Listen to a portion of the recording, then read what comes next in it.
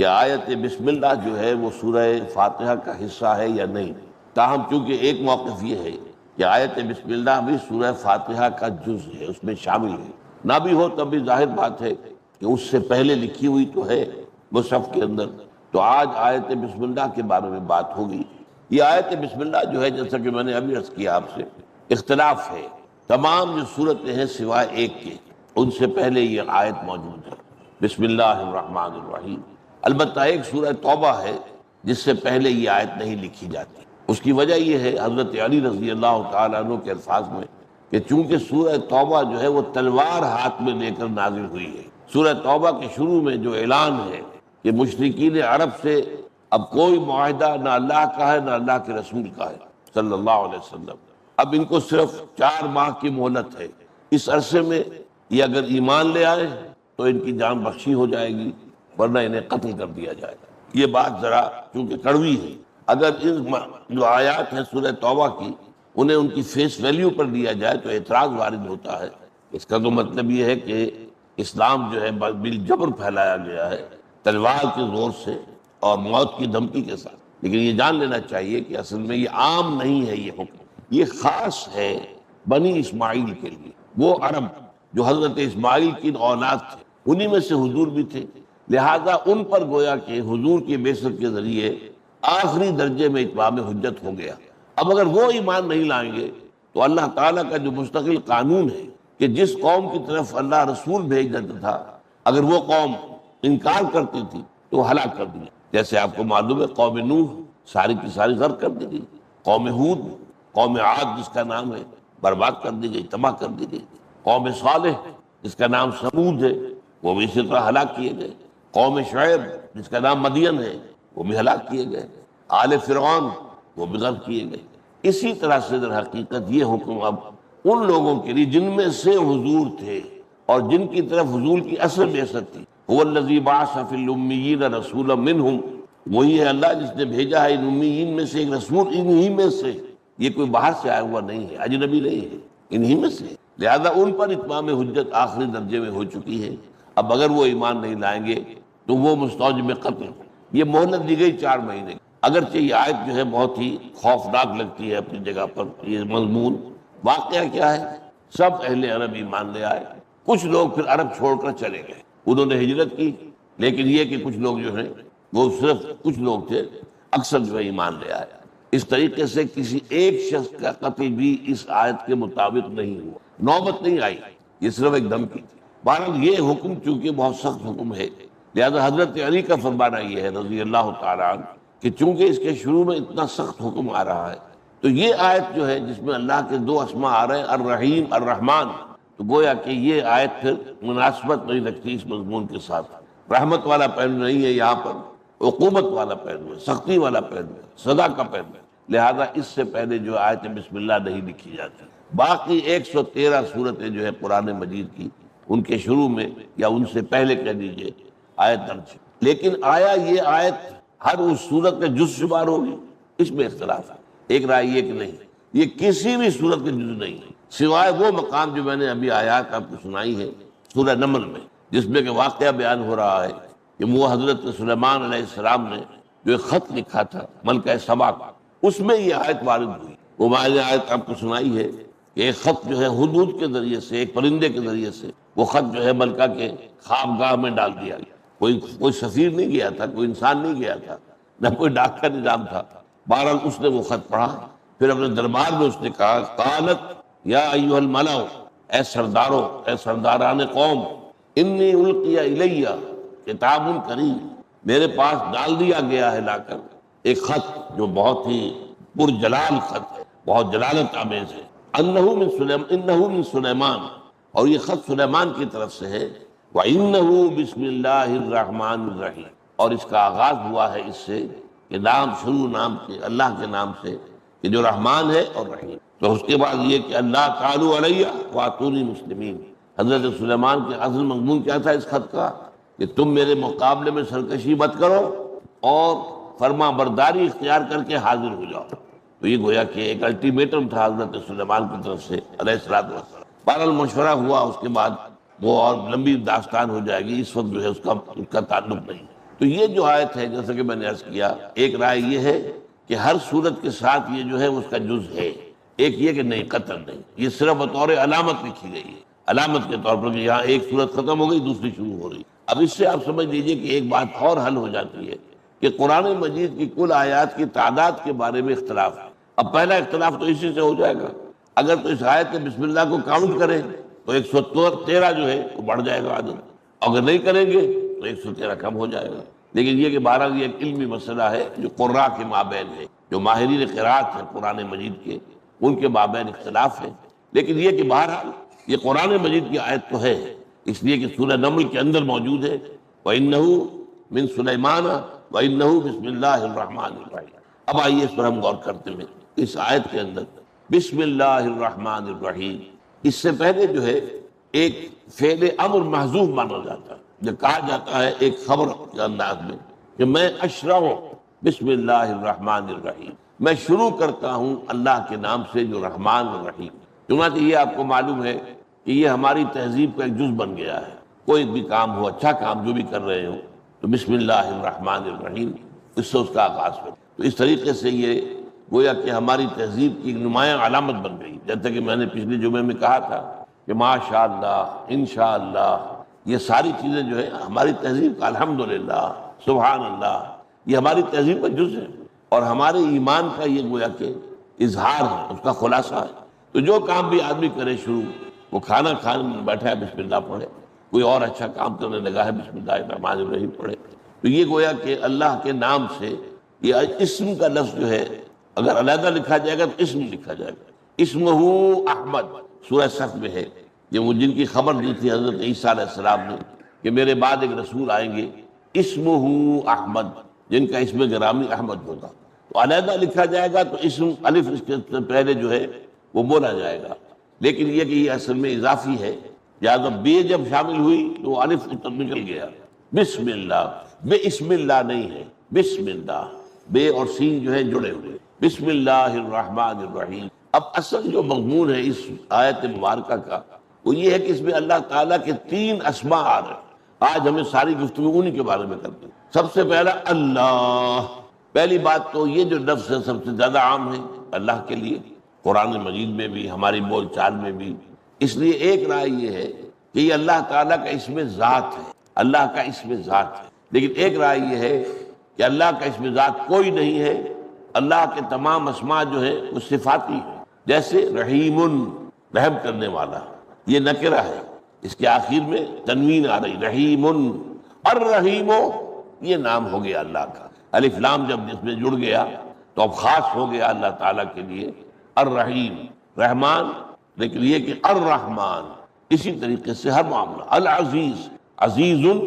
عزیز ذو انتقام، اللہ تعالیٰ بہت زبردست ہے، انتقام لینے والا ہے، تو عزیز یہ صفت ہے، العزیز یہ اللہ کا نام۔ تو تمام اللہ کے اسماء جو ہیں سوا اس ایک کے جس میں اختلاف ہے، لیکن میں عرض کر رہا ہوں کہ اس میں بھی ایک رائے یہ ہے، نحویین کی رائے یہی ہے کہ یہ بھی صفاتی نام ہے اللہ کا، الہ پر الف لام داخل ہوا ہے اور ایک الف یہاں پر محذوف ہو گیا ہے، الالہ، الہ، کوئی الہ، کوئی سا الہ نہ کہہ رہا ہے، الالہ یعنی اللہ، وہ جو حقیقی الہ ہے، جو واقعی الہ ہے، جو سب سے بڑا الہ ہے، جو معبود برحق ہے۔ تو گویا کہ یہ بھی ایک صفاتی نام ہے، الہ پر الف لام کے داخل ہونے سے یہ اللہ بنا ہے۔ جیسے میں نے مثالیں دے دی، الرحیم، العلیم، العزیز، الغفار، الستار، یہ اللہ تعالیٰ کے جتنے بھی صفات ہیں ان پہ جب ہم الف لام داخل کر کے معرفہ بنا دیتے ہیں تو وہ اللہ کا نام بن جاتا ہے۔ اب یہاں سوال پیدا ہوتا ہے کہ یہ گویا کہ اگر تو یہ ہے اس میں ذات، تو یہ کسی بھی مادے سے مشتق نہیں مانا جائے گا۔ جیسے لاہور ایک شہر کا نام ہے، اب اس کا کوئی مادہ تلاش کرنا تو ممکن نہیں ہے۔ دہلی ایک شہر کا نام ہے، تو ناموں کے بارے میں ظاہر بات ہے کہ وہ مانا جاتا ہے کہ ان کے لیے کوئی ضروری نہیں، ویسے ہی کہ اور نام ہو، عبد الرحیم، تو رحیم تو ظاہر بات ہے کہ اللہ تعالیٰ کا نام ہے عبد الرحیم، اور الرحیم کا بندہ تو وہ تو ایک صفاتی نام ہے اللہ کا۔ لیکن یہ ہے کہ یہ جو الہ یہاں پر اس پر الالہ جب بنا ہے تو اس کا مادہ جو ہے اس کے بارے میں بہت سی آ رہا ہے، اور یہ میں سمجھتا ہوں کہ واقعتاً یہی نام اس لائق ہے کہ اس کے بارے میں یہ سمجھا جائے، گمان کیا جائے کہ یہ اللہ کا اس میں ذات ہے، اور صوفیاء کرام کی رائے ہمارے ہاں یہی ہے کہ یہ اللہ کا اس میں ذات ہے۔ اگرچہ نحویین جو ہیں ہمارے ہاں، جو گرامر کے ماہر ہیں، وہ یہ کہتے ہیں کہ نہیں، یہ بھی اسی طریقے سے جیسے رحیمن سے الرحیم بن گیا ہے، اسی طرح الہن سے الالہ یعنی اللہ بن گیا۔ لیکن اب اس الہ کا مفہوم کیا کیا ہے؟ میں چند آپ کو گنواتا ہوں چیزیں، اس قدر جامع ہے یہ مادہ، اس میں جو مضامین نکلتے ہیں۔ الہ تحیرا، تحیرا متحیر ہو گیا، الہ کے ایک معنی یہ ہے متحیر ہو جانا۔ اسی طریقے سے الہ تو الہ فلان، اس کے کیا معنی ہے؟ اے سکن تو الہ، میں نے فلاں کی طرف، الہ الہ تو اس کے معنی کیا ہے کہ میں نے اس کی طرف سکون حاصل کیا، اس کے قریب جا کر مجھے سکون حاصل ہو گیا۔ اسی طرح الہ الرجل یعلہ اذا فزع من امر نزل به فلاحہ غیرہ ای اجارہ، اگر کوئی شخص کہتا ہے کہ فلاں شخص جو ہے اس نے الہ کیا، اس کی طرف راغب ہوا، اس لیے کہ اس پر کوئی مصیبت آ گئی تھی اور اس مصیبت کے لیے اس نے اس کی پناہ طلب کی۔ اسی طرح الہ الفصیل الی امہ، اونٹنی کا بچہ جو ہے بچڑا ہوا تھا، اس سے بچھڑا ہوا تھا، لیکن کسی طرح اس کی رسی باندھا ہوا ہوگا کہیں، جیسے کہ آپ بھی بھینسوں کے بچوں کو جو ہے وہ باندھ کر رکھتے ہیں، ورنہ دودھ پی جائے گی سارا کا سارا، آپ کو کیا ملے گا؟ لہذا وہ یہ ہے کہ اس کو باندھ کر رکھو، اگر کہیں اس کا رسہ کھل گیا تو کہاں جائے گا؟ وہ تیر کی طرح سیدھا جائے گا اپنی ماں کی تھنوں کی طرف۔ اس کو بھی کہا گیا الہ، جیسے کہ وہ بچہ جو بچھڑا ہوا تھا اپنی ماں سے، دور تھا، اسے علیحدہ کر دیا گیا تھا، اسے جب آزادی ملی ہے تو لوٹا ہے، دوڑا ہے، بھاگا ہے اپنی ماں کی طرف۔ لا یلوہ کے معنی ایک اور بھی ہے، اس کے معنی ہے احتجبہ، کوئی چیز کی جو چھپ گئی، ہماری نگاہوں سے اوجل ہو گئی، احتجبہ چھپ گئی۔ والہ یالہ، والہانہ محبت کرنا، جیسے ہم کہتے ہیں والہانہ محبت، اس کے لیے بھی یہ مادہ آتا ہے۔ اب یہ اتنے مفہوم ہیں اس حرف کے اندر، الف لام ہا سے جو لفظ بنتا ہے، جو لفظ بنیں گے ان میں یہ تمام مفہوم۔ اب اس میں دیکھیے کہ 3 تصورات ہیں اللہ کے بارے میں، یہ ہے بہت نقطہ اہم جو سمجھ لیں۔ ایک عوام الناس کا تصور کیا ہے الہ کا، معبود کا، کہ وہ مشکل کشا ہے، وہ ہمارے تمام مسائل کا حل کرنے والا ہے، مصیبت کا دور کرنے والا ہے، وہ رزق دینے والا ہے، وہ ہماری ضرورتیں پوری کرنے والا ہے، قاضی الحاجات ہے۔ یہ جو تصور ہے یہ عوام کا تصور۔ اللہ کی طرف ان کا رجوع اس حیثیت سے ہوتا ہے، وہ اللہ سے رزق طلب کرتے ہیں، اللہ تعالیٰ ہی سے اعانت طلب کرتے ہیں، اللہ تعالیٰ ہی سے اپنی مصیبت کے اندر مدد طلب کرتے ہیں، اللہ تعالیٰ ہی سے اپنی بیماری میں شفا کی درخواست کرتے ہیں۔ تو اس معنی میں عوام الناس کا تصور جو الہ کا ہے وہ یہ ہے کہ اپنی حاجت روائی کے لیے، اپنی مشکل کشائی کے لیے، اپنی بیماری کے دور کرنے کے لیے، اپنی ضروریات پوری کرنے کے لیے، انسان جس طریقے سے وہ جو اونٹ کا بچہ جو ہے وہ بچھڑا ہوا تھا، علیحدہ ہوا تھا اپنی ماں سے، باندھ رکھا تھا آپ نے، جیسے ہی وہ کھلا وہ سیدھا گیا ہے ماں کی طرف، اسی طرح جیسے ہی انسان تکلیف میں مبتلا ہوتا ہے، کوئی مسئلہ اس کو دامنگیر ہو جاتا ہے، کوئی مشکل پیش آ جاتی ہے، اللہ کی طرف رجوع کا۔ یہ معبود کا تصور جو ہے عوام الناس کا۔ لیکن جو فلسفی ہیں ان کا تصور کیا ہے؟ وہ ہستی کہ جس کے بارے میں کچھ نہیں جان سکتے، تحیر، حیران، اللہ کی عظمت کا کوئی اندازہ ہم کر نہیں سکتے، اللہ کی ذات کا تو کوئی تصور تک ممکن نہیں۔ اے بروں از وہم و قیل و قال من، تو ہمارے تصورات سے، ہمارے وہم سے، اور وراء الورا ثم وراء الورا ثم وراء الورا۔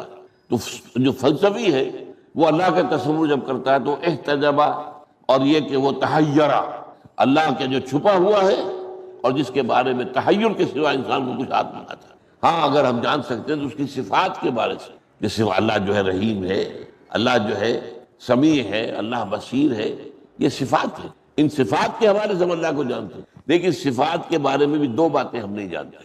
اللہ سمیع ہے، کیسے سنتا ہے یہ ہم نہیں جانتے، کیا اس کے بھی ہمارے طرح کے کان ہیں؟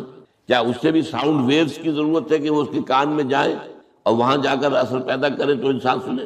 ہم نہیں جانتے۔ سمیع ہے، کیسے سنتا ہے یہ ہم نہیں جانتے، کتنا سمیع ہے یہ بھی ہم نہیں جانتے، ہم تصور نہیں کر سکتے۔ وہ قدیر ہے، کتنا قدیر ہے ہمارے تصور سے باہر ہے۔ ظاہر بات ہے کہ ہمارا عقل، ہماری سوچ یہ تو اس طرح ہے جیسے کہ ایک جو سنار کی ترازو ہوتی ہے، وہ ماشے اور تولے تو تول سکتی ہے، ٹنوں سریا تو نہیں تول سکتی۔ تو ظاہر بات ہے کہ اللہ تعالیٰ کی صفات کا بھی ہم صرف یہ جانتے ہیں کہ وہ سمیع ہے، بصیر ہے، قدیر ہے، یہ سب جانو، لیکن کیسے سنتا ہے، کیسے دیکھتا ہے، کیسے اس کا وجود کیسا ہے، وہ ہر جگہ موجود ہے، کیسے موجود ہے؟ ہوا معکم اینما کنتم، وہ تمہارے ساتھ ہی ہوتا ہے جہاں کہیں بھی تم ہو، کیسے، کس معنی میں ہے؟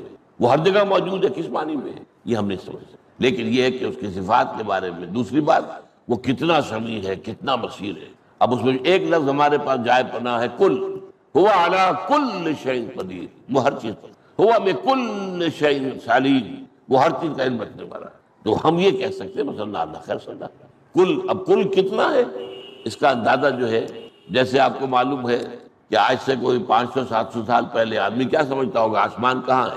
یہ کوئی چھت ہے، شاید 2-4 میل اوپر ہوگی آسمان ہمارے زمین سے، بس اور کیا۔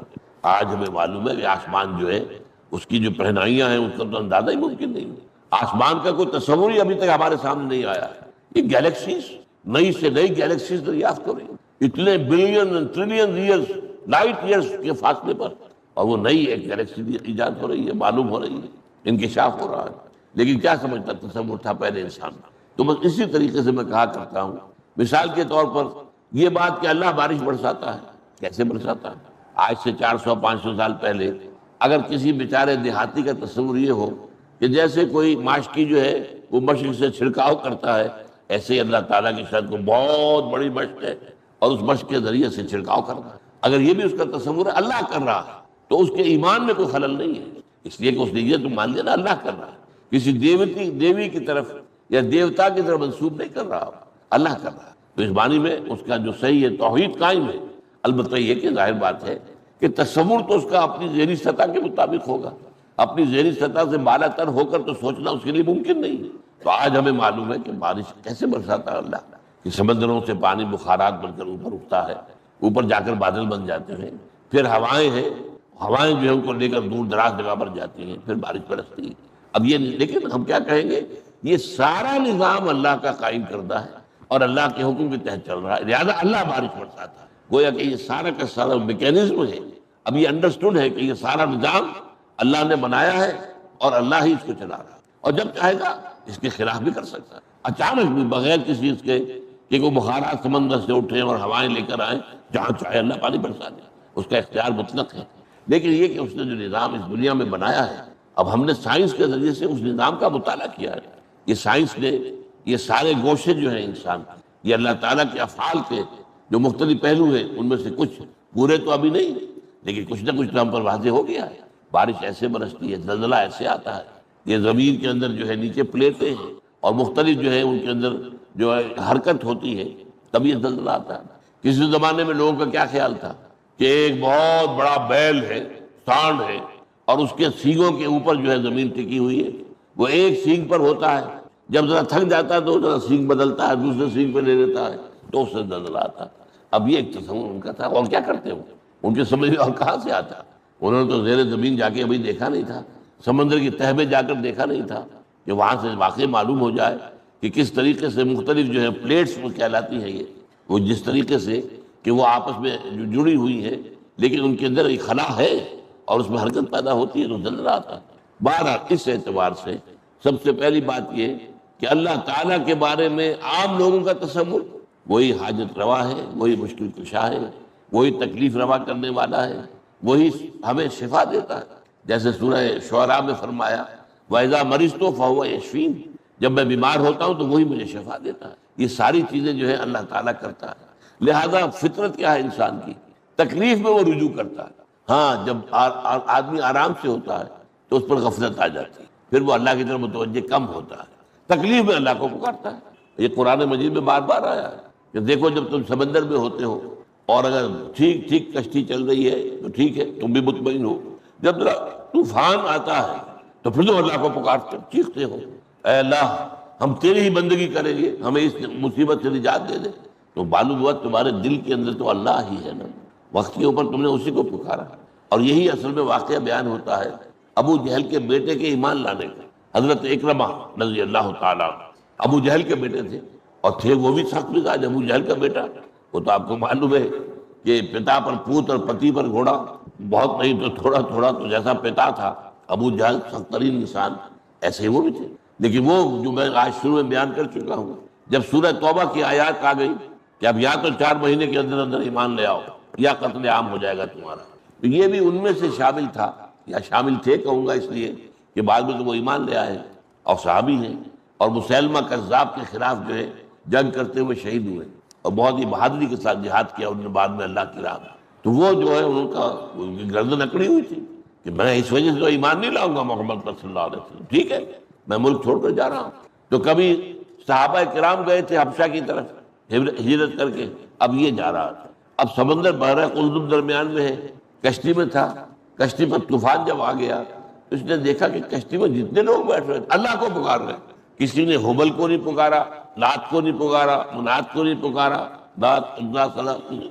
نے کہا بھائی یہی بات تو محمد کہتے ہیں صلی اللہ علیہ وسلم، یہ تو معلوم ہے کہ ہماری فطرت میں صرف اللہ ہے، یہ لات اور عزا اور منات اور یہ سب کے سب جو ہم نے گھڑ لیے ہماری فطرت سے کوئی تعلق نہیں، لہذا ایمان واپس آیا، واپس آ کر ایمان لے آیا۔ یہ بھی کہا جاتا ہے کہ ان کی اہلیہ ایمان لے آئی تھی تو وہ جا کر لے کر آئی ہے، واللہ عالم۔ یہ لیکن یہ واقعہ جو ہے میرے نزدیک زیادہ جو ہے قابل اعتماد ہے، واپس آ کر ایمان لایا۔ تو اسی طریقے سے یہ کہ فطرت کے اندر اللہ ہے، تکلیف میں مصیبت میں، البتہ یہ کہ جب ذرا راحت ہے، آسائشیں ہیں، پیسے کی ریل پیل ہے، تب اللہ تعالیٰ یاد نہیں رہتا اکثر و بیشتر لوگوں کو، پھر وہ بھول جاتا ہے اللہ کا، اس کی طرف توجہ پھر اتنی نہیں ہوتی۔ کسی کو اصل میں کہا گیا ہے نا، حضور نے فرمایا ما قل وکفا خیر مما کثر وعلا، اگر تمہیں پاس رزق کم دیا جا رہا ہو لیکن کفایت کر جائے، کسی کے آگے ہاتھ پھیلانا نہ پڑے، یہ اس سے بہتر ہے کہ تمہیں بہت زیادہ دے دیا جائے اور اس کی وجہ سے تم غافل ہو جائے، غافل ہو گئے وہ تو تمہاری عاقبت برباد ہو جائے گی، پھر تو ابدی زندگی خراب ہو جائے گی۔ یہاں تنگی میں گزارا ہو گیا، ناپ کھول کر اللہ نے دیا رزق، تنگی میں بھی گزارا ہو گیا، زندگی گزر جائے گی، لیکن اگر غفلت ہو گئی تو بظاہر بات ہے کہ پھر تو عاقبت برباد ہو جائے گا۔ تو ما قل و کفا، کفا ضرور کہا ہے، کفایت کر جائے، انسان کی جو بھی ضرورت ہے وہ پوری ہو جائے، ہو کم لیکن یہ کہ اس سے ضرورت پوری ہو جائے، یہ اس سے بہتر ہے کہ بہت ہو، محتاط ہو اور غفلت طاری کر۔ بہرحال ایک تصور عوام کا اللہ کا، ایک تصور جو فلاسفہ کا ہے کہ ہم کچھ نہیں جانتے اللہ تعالیٰ کے بارے میں، ہمیں معلوم ہو گیا معلوم ہم شد یہی معلوم نہ شد، کہ ہمیں معلوم ہو گیا ہے کہ اللہ کے بارے میں ہم کچھ نہیں جانتے، اس کے صفات جانتے، ذات کے بارے میں تو سوال ہی پیدا نہیں ہوئی، ہمیں روکا بھی گیا ہے۔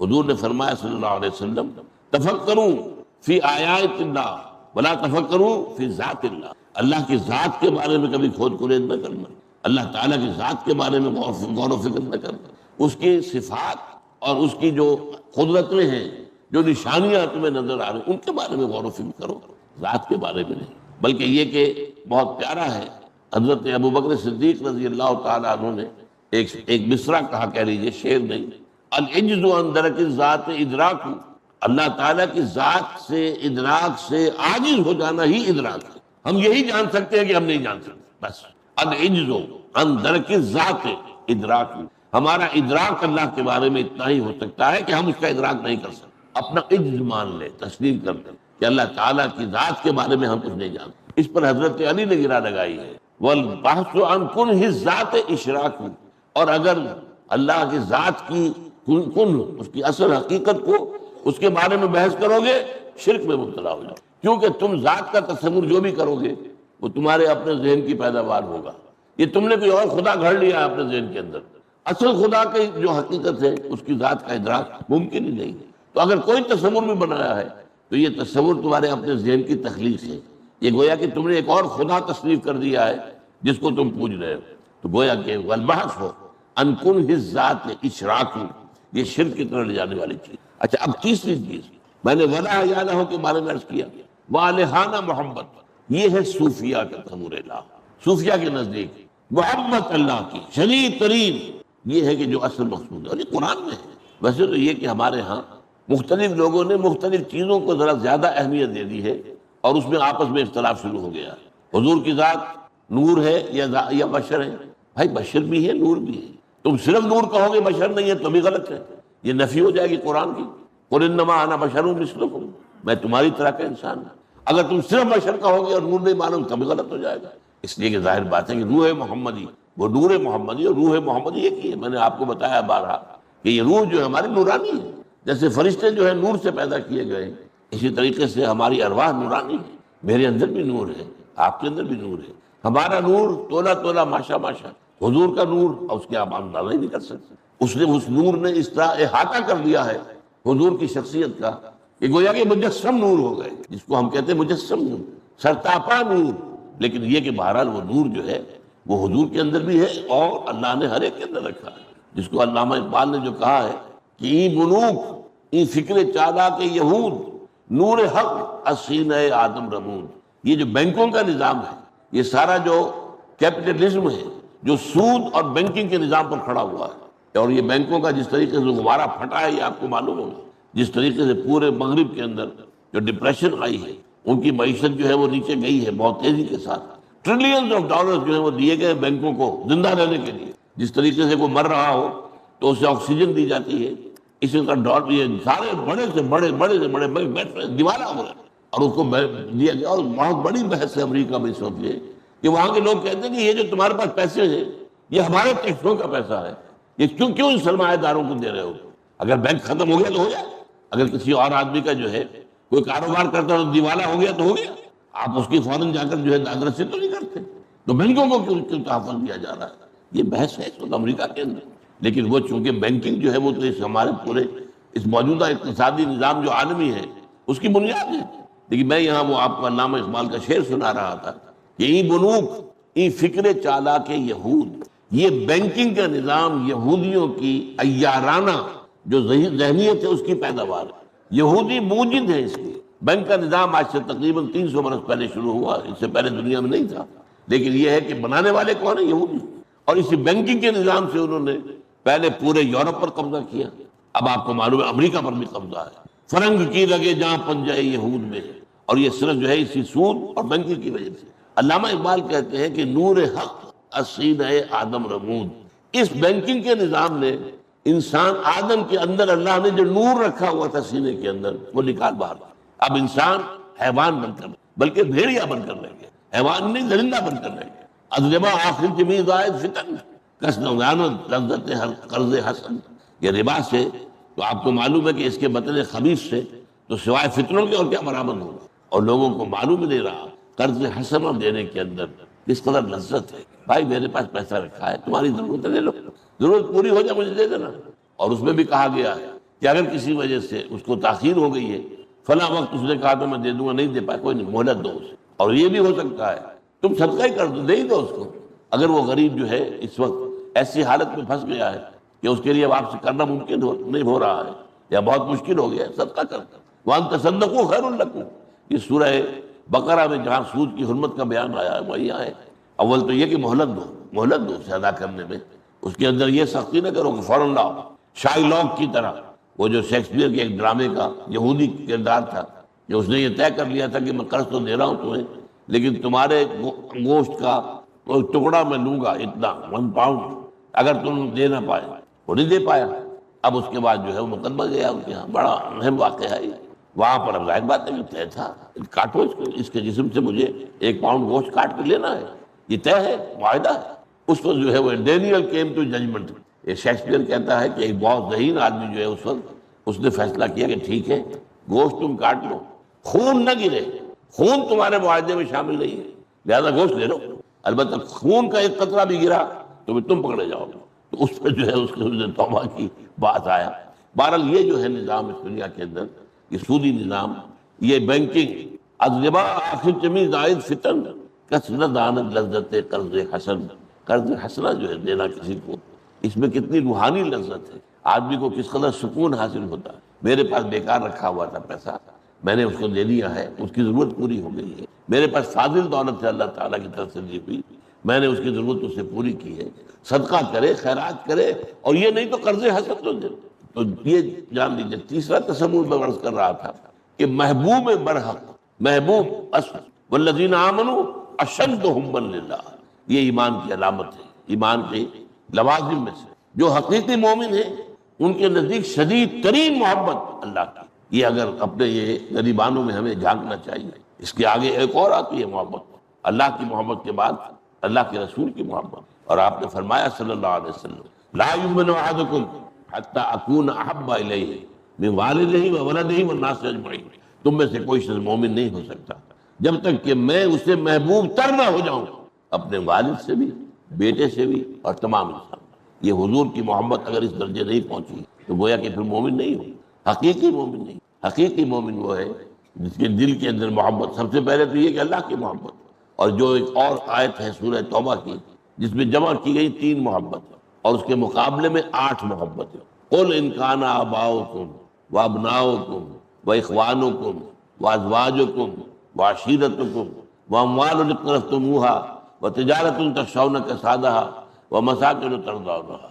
اے نبی ان سے کہہ دیجئے یہ 8 محبتیں ذرا اپنی جو ہے وہ ایک پردے میں ڈال لو. باپ کی محبت، بیٹوں کی محبت، بیویوں کی محبت، بھائیوں کی محبت، رشتہ داروں کی محبت، مال کی محبت جو بڑی مشکل سے محنت کر کے جمع کیا ہے، اس تجارت کی اور کاروبار کی محبت جس کے اندر تم ڈرتے رہتے ہو کہ ساتھ بازاری نہ آ جائے، بندہ نہ ہو.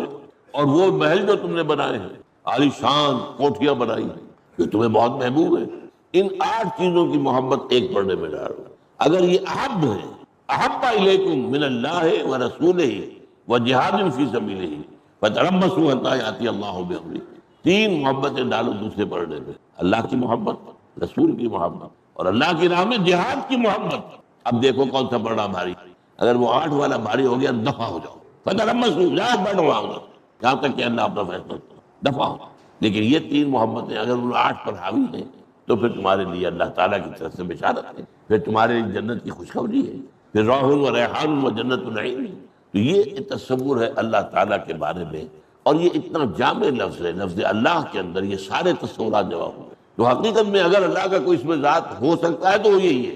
اگرچہ قول یہی ہے اور زیادہ میرے نزدیک مدنی قول یہی ہے کہ یہ بھی اصل میں صفاتی نام ہے اللہ کا، کہ الہن سے الالہ اور اس میں سے ایک الف گر گیا ہے تو اللہ بن گیا. یہ اللہ جو ہے یہ اللہ تعالیٰ کا صفاتی نام ہے الہ سے، اور یہ 3 مفہوم اس کے ہیں اللہ کے بارے میں معبود ہونے کے. البتہ ایک جو چوتھا مفہوم آتا ہے یہ تو ہے اللہ کے تصور کے بارے میں. چوتھی چیز کیا آئے گی؟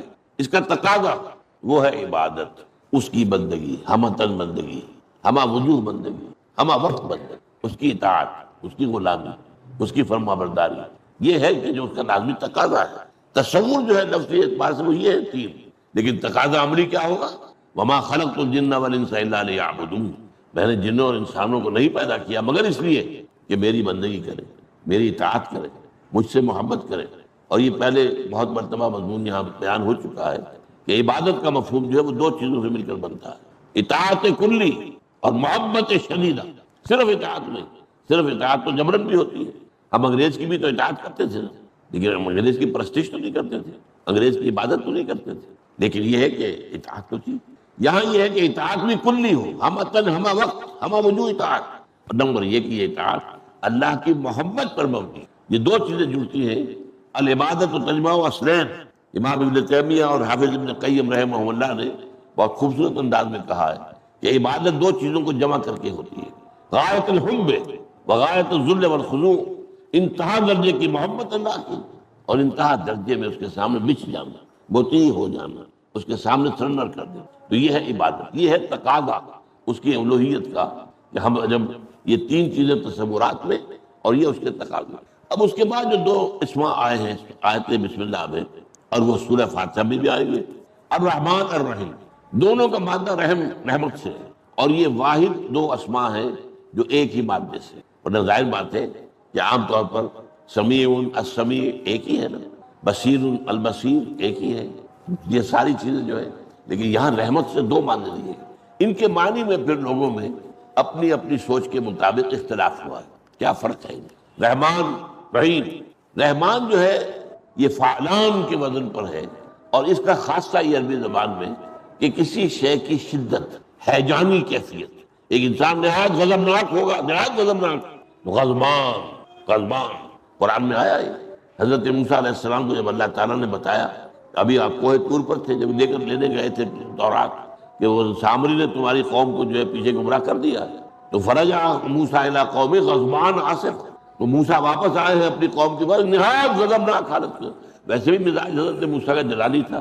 آپ کو معلوم ہے کہ ایک جو ہے فرعونی کا، ایک جو ہے وہاں کا، ایک مکہ لگایا تھا اس نے، فوقظہ موسیٰ فقضیٰ علیہ، اس کی جان نکال دی تھی. تو ان کا اصل میں مزاج جلالی تھا. تو غضبان کہیں گے انتہا غضب. کوئی شخص کہے گا نا جوعان، بھائی میں بھوک سے مرا جا رہا ہوں، یہ جو جائے لیکن جوعان عطشان انا عطشان، میں مرا جا رہا ہوں پیاس سے بھائی. تو یہ جو اس وزن پر آتے ہیں، اسی سے ہیجان، طوفانی کیفیت، ہیجان وزن تو وہی ہے نا.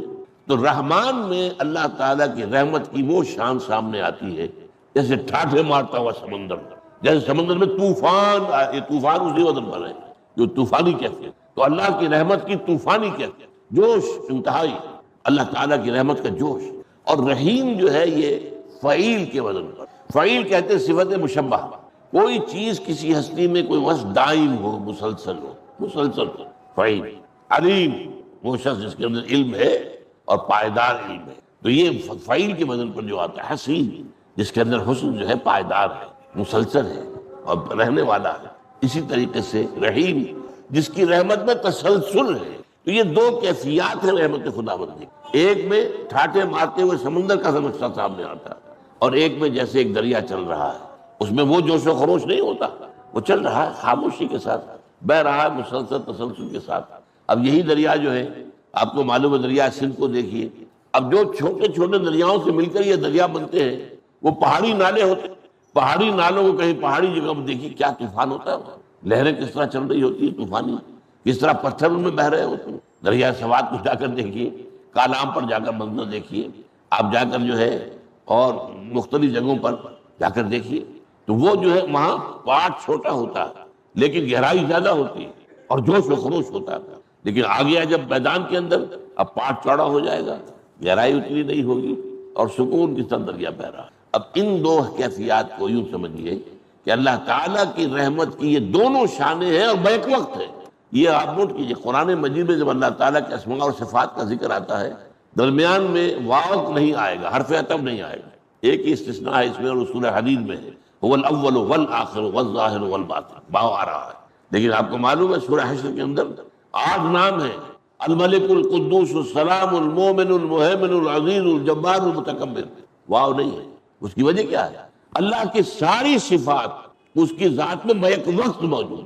واو سے جو ہے وہ اس کے اندر جو ہے مغایرت پیدا ہوتی ہے، یہ اور یہ اور ہے، یہ اور ہے. نہیں، اللہ کی صفات، جملہ صفات اس کی ذات المبارکہ کے اندر بیک وقت موجود ہے. وہ بیک وقت رحمان بھی ہے اور بیک وقت رحیم بھی ہے. اس رحمان اور رحیم کے فرق کو میں ایک مثال سے واضح کیا کرتا ہوں کہ فرض کیجئے کسی جگہ پر آپ بھی جا رہے تھے گاڑی میں اپنے سے، اور آپ نے دیکھا کہ کوئی جو بس ہے اس کا ایکسیڈنٹ ہوا ہے، کتنے لوگ مر گئے ہیں. کوئی عورت ہے، اس کی لاش ہے، اس کے ساتھ اس کا دودھ پیتا بچہ چمٹا ہوا ہے. اب کسی کو پتہ نہیں ہے کس کا بیٹا ہے، کس کا بچہ ہے، یہ عورت کس کی. جو شخص بھی اس کو دیکھے گا اس منظر کو کہ ماں مر گئی ہے اور یہ بچہ چمٹا ہوا اس کی چھاتی سے، تو اس کے دل میں محبت اور رحمت کا ایک طوفان آئے گا. جذبات، اگر انسان ہے وہ، اگر حیوان ہو تو بات اور ہر آدمی سوچے گا اب اس بچے کی کفالت میں اپنے ذمہ لے لوں، اس کی ذمہ داری جو ہے اس کو پالنے پوسنے کی میں لے لوں.